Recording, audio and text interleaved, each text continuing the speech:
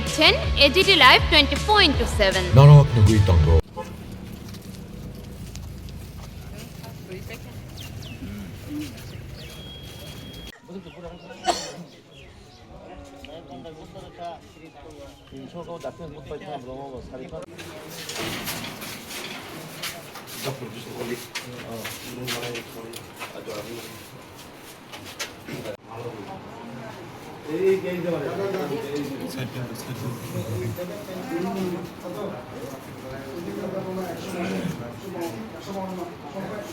না বা করি ছোট দেখি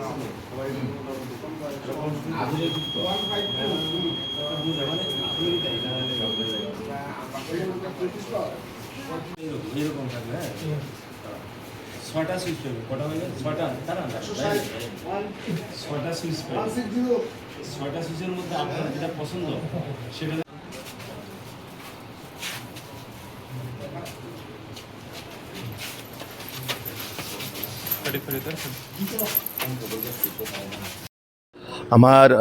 আমার ভোটদান কেন্দ্র সেটা হচ্ছে Dinabandhupara English medium JB school, constituency হচ্ছে জিরানিয়া 15 জিরানিয়া।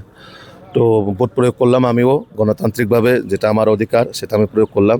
স্বাভাবিক একটা উৎসবের মেজাজে যেভাবে মানুষ সাধারণ মানুষ থেকে ধরে এবং যারা আপমন জনগণ যেভাবে কাল 2-3 দিন থেকেই মানুষ ভোট দান করার জন্য, বিশেষ করে নরেন্দ্র মোদী এবং মানিক সাহাজির উপর বিশ্বাস করে, যেভাবে বিজেপির উপর বিশ্বাস করে মানুষ একটা সরকার যে পরিবর্তন হতে চলেছে এই এডিসি থেকে, সেটা মানুষ আনন্দের সাথে সেটাকে স্বাগতম করবেন।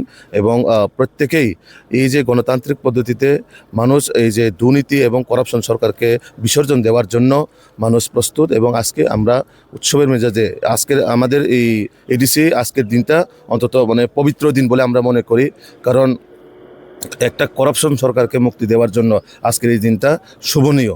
তার জন্য শুধু এই এলাকা নয়, প্রত্যেক এলাকার মধ্যেই মানুষ যেভাবে উৎসবের মেজাজে ভোটদান প্রয়োগ করবে।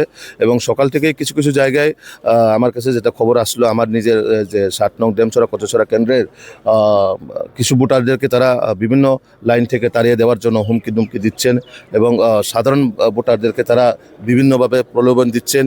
তো সেটা মানুষ গ্রহণ করবে না, কারণ মানুষ চাইছে যে এবার সেন্টিমেন্ট নয়, এবার আবেগ নয়, এবার মানুষ চাইছে প্রকৃতভাবে যে ডেভেলপমেন্ট করবে। এবং সেটা একমাত্র সম্ভব বিজেপি পার্টির মধ্যেই সম্ভব। তো তার জন্য আমাদের দেশের যশস্বী প্রধানমন্ত্রী নরেন্দ্র মোদীজি এবং আমাদের রাজ্যের যশস্বী মুখ্যমন্ত্রী প্রফেসর ডক্টর মানিক সাহাজির নেতৃত্বে মানুষ চাইছে যে যেভাবে রাজ্যে উন্নয়ন হচ্ছে, যেভাবে প্রত্যেক এলাকার মধ্যে উন্নয়ন হচ্ছে, সেটা এডিসির মধ্যেও যাতে এই দুর্নীতিকে মুক্ত করে যাতে প্রকৃতভাবে ডেভেলপমেন্ট করার জন্য মানুষ এবার এই আজকের দিনে সবাই উৎসবের মেজাজে ভোটদান প্রয়োগ করবে। কারণ তারা চাইছে যে গত 5 বছর শুধু করাপশন আর দুর্নীতি এবং আমাদের ত্রিপ্রাসাদের সেন্টিমেন্ট, আমাদের আবেগকে নিয়ে যেভাবে খেলা হয়েছে, সেটা এবার মানুষ আর প্রশ্রয় দেবে না।